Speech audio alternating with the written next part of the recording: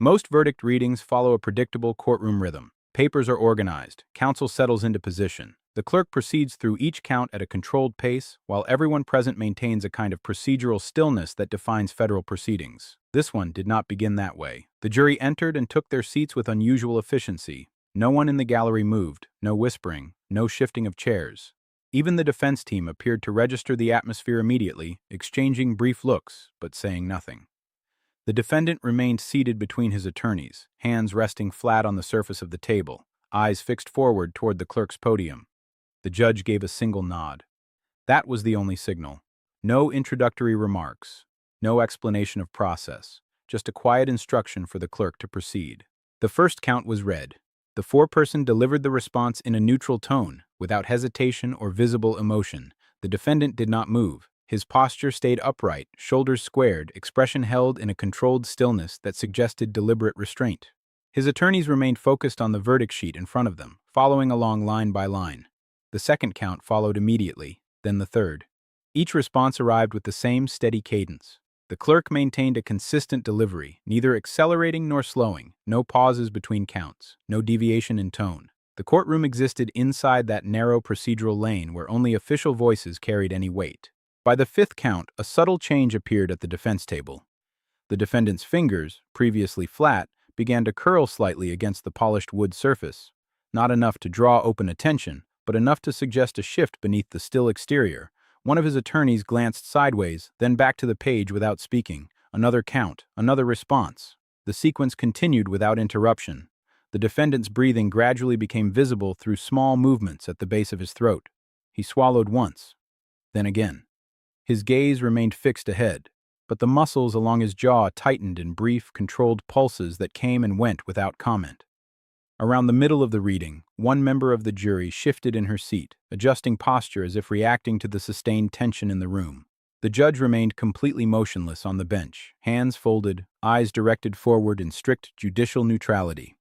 The clerk turned a page. As the next count was announced, the defendant adjusted slightly in his chair, a small repositioning that produced a faint scraping sound against the floor. It echoed more than expected in the otherwise sealed quiet. No one reacted outwardly. The clerk did not look up. The foreperson continued reading exactly as before. Another count, then another. The defendant's left hand moved toward the edge of the table. It hovered there briefly, fingers resting against the corner as if testing balance or searching for steadiness. One attorney leaned closer, speaking softly without breaking posture. The defendant did not respond. His eyes remained forward, but his focus appeared to narrow, fixed somewhere beyond the physical space of the courtroom. The clerk continued without altering cadence. Each count was delivered in the same controlled tone, each response from the foreperson arriving with identical clarity. The courtroom settled into a mechanical progression, where the only movement came from the turning of pages and the subtle shifts of those seated at counsel tables. The defendant's posture began to change in increments small enough that they might have gone unnoticed outside that contained environment. His shoulders, previously held level, lowered slightly. Not a collapse, not a dramatic shift, just a gradual release of structure, as though tension was redistributing across his frame rather than leaving it entirely. One attorney reached toward a document, sliding it a few inches closer to the defendant. He did not look down. His gaze remained forward, fixed on the narrow space between the clerk and the jury box. The attorney withdrew the paper without comment and returned both hands to a neutral position. Another count was announced, then another. The sequence unfolded with uninterrupted precision. A faint movement appeared along the defendant's right sleeve. His hand, which had rested near the center of the table, drifted outward until his fingertips met the table's edge. They stayed there, lightly pressed against the surface. No tapping, no visible tremor, just sustained contact, as if anchoring. Across the aisle, one juror adjusted her position again, sitting straighter, hands folded tightly in her lap. Her attention remained forward, but the stillness in her posture suggested awareness of the growing tension at the defense table. The judge remained composed, eyes directed toward the clerk, expression unchanged. Another page turned. The clerk proceeded through the next series of counts with identical pacing. Each announcement landed into the same contained silence that had defined the room from the start. The defendant's breathing, once subtle, became more visible through small movements at his collar and jaw. He inhaled, held briefly, then released in controlled intervals that did not align with the rhythm of the reading. One of his attorneys leaned closer again, this time maintaining the position for several seconds. A quiet sentence was spoken. The defendant's head shifted a fraction, but no acknowledgement followed. His attention appeared fixed beyond immediate surroundings, locked somewhere ahead of the physical space. Another count, another response. The defendant's elbow slipped slightly along the table surface. It did not fall, it simply lost its original placement, settling nearer to the edge. He adjusted once, attempting to return to a more upright posture, but the correction remained incomplete. His shoulders stayed lowered, his frame less structured than before. The clerk continued reading. By the next sequence of counts, the defendant's hand no longer rested firmly on the table. It hovered just above the surface, fingers curved inward without tension. One attorney noticed immediately, shifting closer in his chair while maintaining formal composure. No interruption was requested, no procedural pause was signaled. The reading advanced methodically, count by count, as the defendant's balance began to drift in barely perceptible increments, each one subtle on its own, but collectively altering the physical stability he had maintained since proceedings began without drawing formal attention from the bench or clerk. The clerk did not slow. Another count was read into the record. The foreperson answered with the same measured tone. No inflection, no hesitation. The pattern remained intact. At the defense table, the defendant's chin lowered slightly toward his chest. Not in surrender, not in acknowledgement. More like gravity was beginning to exert influence where posture had previously resisted it. His eyes were still open, but their focus appeared unfixed, as though he was no longer tracking the words being spoken in sequence. A new count followed. One attorney shifted fully toward him now, body angled instead of square to the bench. A hand hovered just behind the defendant's back, not touching yet, just positioned in readiness. The other attorney kept his eyes on the verdict form, continuing to mark each result with mechanical precision. The next count was delivered. The defendant inhaled sharply. Not loud, but sharp enough that the attorney closest to him reacted instantly. The hovering hand made contact between the shoulder blades, a stabilizing gesture. No interruption was requested. The clerk continued. Another count. The defendant's fingers lost their hold on the table edge. They slipped downward, brushing against the side of the chair before hanging briefly in open air. His shoulders rolled forward without intent. His spine curved as though the structural tension holding him upright had disengaged in sections rather than all at once. The clerk announced the next count. A juror in the second row blinked rapidly, her posture stiffening. The judge's gaze shifted, not dramatically, just enough to register movement at the defense table. Still, she did not intervene. Another count. The defendant's head tilted sideways. His eyes remained open but unfocused. The attorney's hand moved from his back to his arm, gripping more firmly now. A quiet sentence was spoken directly into his ear. There was no response. The clerk proceeded. The chair legs shifted slightly as the defendant's weight redistributed unevenly.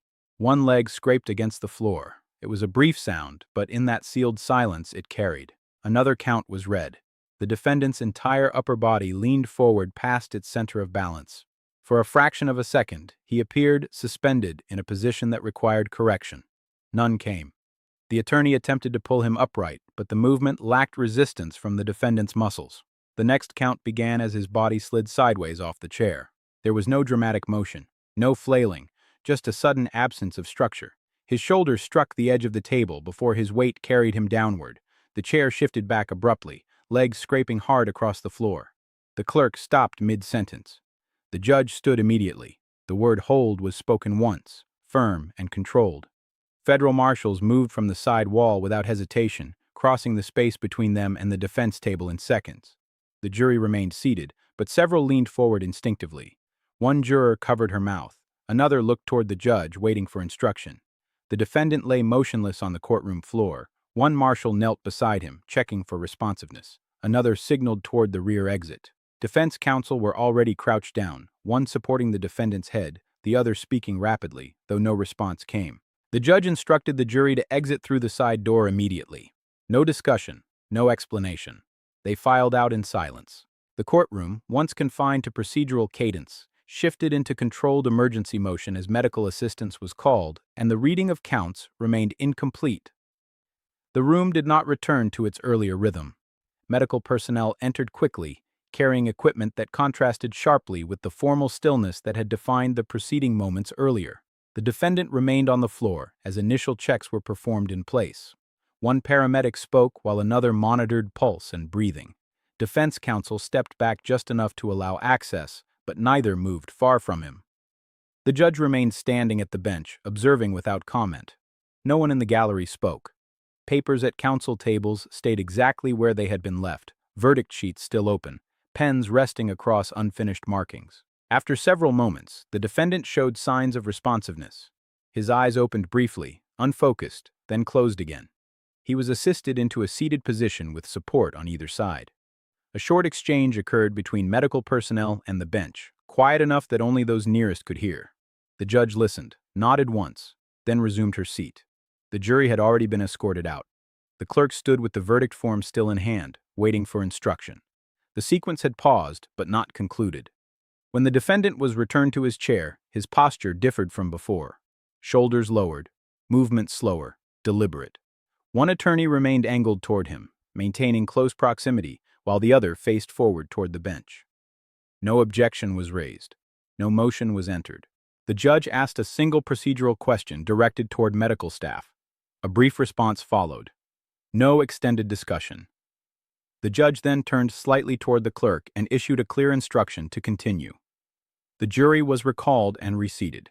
They returned with measured steps, expressions controlled but visibly affected by the interruption. Once everyone was positioned, the clerk resumed reading from the exact point where the sequence had stopped. Each remaining count was delivered into a room that felt altered but restrained. The defendant remained seated throughout, supported by the structure of the chair and the proximity of counsel. He did not speak. He did not look toward the jury. His gaze stayed forward, fixed at a point just above the surface of the table. The final count was read. The final response entered into the record. No deviation in tone, no additional commentary.